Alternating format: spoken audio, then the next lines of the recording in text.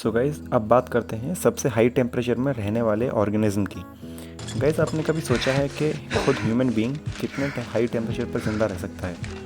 जैसा कि धरती पर आज तक सबसे हाई टेम्परेचर्स नापे गए हैं वो अराउंड 55 से लेकर 60 डिग्री सेल्सियस तक ही हैं जहाँ पर इंसान रह चुका है या कभी रहा है।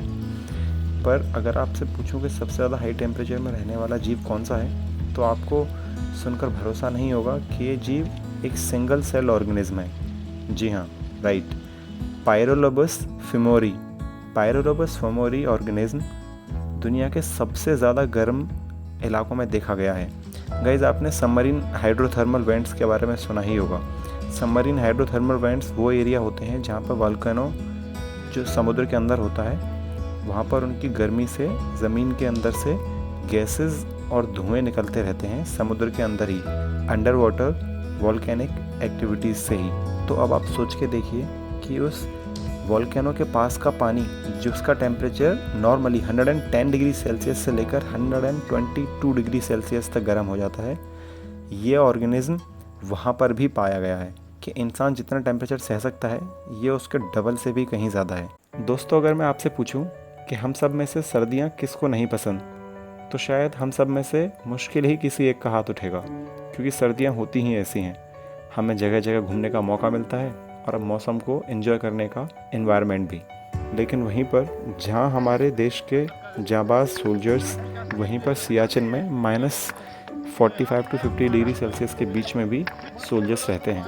बट बात ऐसी है कि सोल्जर्स हमारे ये सब काम कपड़े पहनकर और प्रोटेक्टिव गियर्स पहनकर ही कर पाते हैं। तो आखिर कौन सा ऑर्गेनिज्म ऐसा है जो कि सबसे लोएस्ट टेम्परेचर को सह सकता है? तो उसका आंसर है साइनोकोकोस लिविडस। जी हाँ, ये जो कॉम्प्लिकेटेड सा नाम आपने सुना, ये एक जीव का है जो कि सिंगल सेल यूनिसेलुलर ऑर्गेनिज्म है।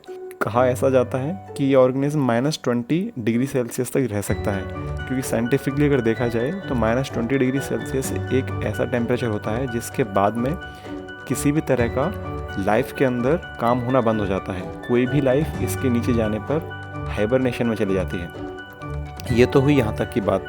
बट अगर मैं आपसे कहूँ कि एक दुनिया में ऐसा जीव भी है कि वो हाईएस्ट हो चाहे लोएस्ट हो और चाहे मॉडरेट टेम्परेचर्स हो, वो हर जगह पाया जाता है।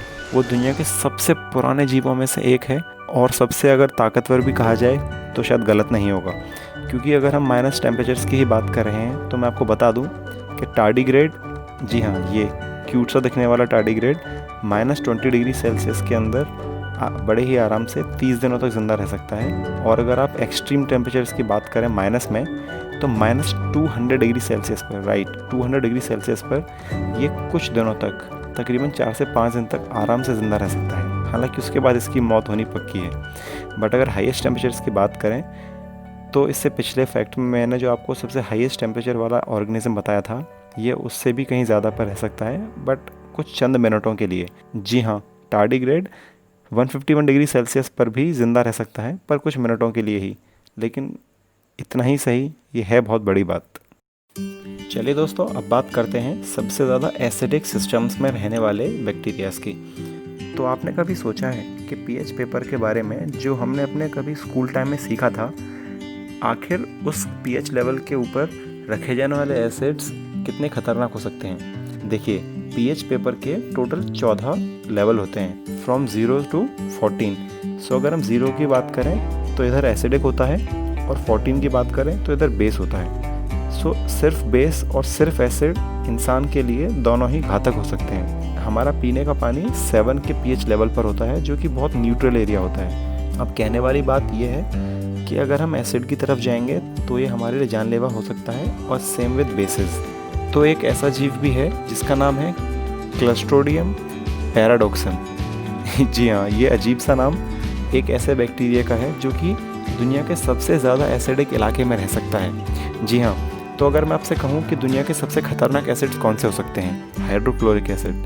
HCl हमारे खुद के पेट के अंदर होता है, जिसका pH लेवल 3 होता है। बट हम इससे जलते इसीलिए नहीं हैं क्योंकि हमारे पेट के अंदर का वॉल मैकेनिज्म हमें जूसेस की वजह से बचा लेता है।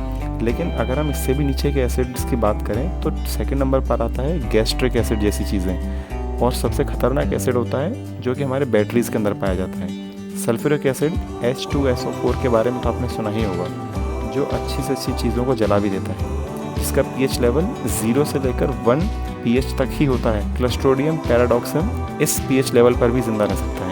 हालांकि रिसर्चर्स ने इस बैक्टीरिया को वोल्केनिक स्प्रिंग्स, जहां पर बेतहा एसिड्स और बेसिस निकलते हैं, वहां भी जिंदा पाया गया है। And it has even been revived from acid mines and drainage. जी हाँ, ड्रेनेज पाइप्स के अंदर से भी इस बैक्टीरिया को रिवाइव किया गया है। ये बहुत ही गजब की बात है। सो गाइज, जैसे कि अभी हमने एसिड्स के बारे में बात की, आपने सुना होगा बेसिस के बारे में, और इनके बीच में एक आते हैं जो कि स्टार्ट होता है जनरली 8 से लेकर 12 के बीच में।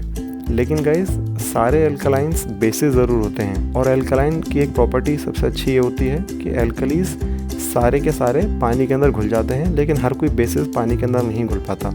यही एक डिफरेंस होता है एल्कली और बेसिस को डिफरेंशिएट करने का। एक जीव ऐसा भी है जिसका नाम है Vibrio and Psychrobacter. So guys, Vibrio and Psychrobacter ऐसे जीव हैं जो कि इस एल्कली सॉल्यूशंस के अंदर भी जिंदा रह लेते हैं। पर अब आप खुद सोच के देखिए कि अगर आप इन सॉल्यूशंस को खुद पी जाएंगे तो आपकी क्या हालत होगी। सो गाइस, चलो अब बात करते हैं रेडिएशन की। सो रेडिएशन, जिसे आयोनाइजिंग रेडिएशन भी कहते हैं, वो रेडियोएक्टिव चीज़ों से निकलता है। सो गाइस, आपको पता होगा कि आखिर रेडियो एक्टिविटी का पता सबसे पहले किसने किया था। अगर आपको पता है तो इसका जवाब प्लीज़ कमेंट सेक्शन में दीजिएगा। सो अगर हम बात करते हैं कि आखिर रेडियो एक्टिविटी होती क्या है, so guys let me tell you one thing कि हमारे पीरियोडिक टेबल के अंदर कई सारे रेडियो एक्टिव एलिमेंट्स हैं। सबसे पहली बार दुनिया में रेडियो एक्टिविटी के बारे में रेडियम से पता चला था, जो कि यूरेनियम से निकाला जाता है। गाइस, आपने अक्सर सुना होगा कि डॉक्टर्स जब भी आपका कभी चेस्ट एक्सरे लेते हैं तो आपको उस चेस्ट एक्सरे के अंदर ज़रूरत से ज़्यादा देर तक 1 सेकंड भी नहीं खड़े होने देते, क्योंकि डॉक्टर्स को पता है कि आखिर चेस्ट एक्सरेज हमारे शरीर के लिए कितनी ज़्यादा हानिकारक होती हैं। सो गाइस, अब बात आती है कि हमारे शरीर के लिए कितना रेडिएशन हानिकारक है, जो कि हमें आसानी से मार सकता है। हमारे शरीर के लिए 10 सीवर्ड जो है वो बहुत डेडली होता है। 3 से 4 हफ्तों के अंदर आप भगवान को प्यारे हो सकते हैं। हाँ, लेकिन अगर वहीं पे अगर आपको 1 से 2 सीवर्ड का एक्सपोजर मिलता है तो आने वाले कुछ सालों के अंदर आप ल्यूकेमिया नाम के कैंसर के थ्रू मारे जाएंगे। तो अब बारी आती है कि ऑर्गेनिजम्स कितना एक्सपोजर सहन कर सकते हैं। तो गाइस, आपको जानकर झटका लगने वाला है कि ऑर्गेनिज्म ऐसे भी होते हैं जो कि 15 करोड़ माइक्रोसीवर्ड्स को झेल सकते हैं, और इतने के बाद भी ये ऑर्गेनिज्म मरेगा नहीं, बल्कि आराम से फ्लरिश कर सकता है। तो चलो गाइस, अब बात करते हैं कि बेसिकली रेडिएशन की वजह से इंसान की मौत क्यों होती है। तो आपको बता दूं कि जब हमारे शरीर के ऊपर रेडिएशन की किरणें पड़ती हैं तो उस वक्त पर हमारे डीएनए पर सबसे ज़्यादा घातक असर पड़ता है। हमारा डीएनए गाइस बेसिकली प्रोटीन से बना होता है, डुअल हेलिक्स स्ट्रक्चर के ऊपर काम करता है। माइक्रोब्स और ह्यूमंस के अंदर ये फ़र्क है कि माइक्रोब्स अपने डीएनए के अंदर आए हुए रैप्चर को, जो उसके अंदर ब्रेक आते हैं किसी रेडिएशन की वजह से, 3 से 5 ब्रेक्स को आराम से झेल सकता है। सो जहाँ बारी आती है ह्यूमंस की, तो हमारी जान जानी पक्की होती है।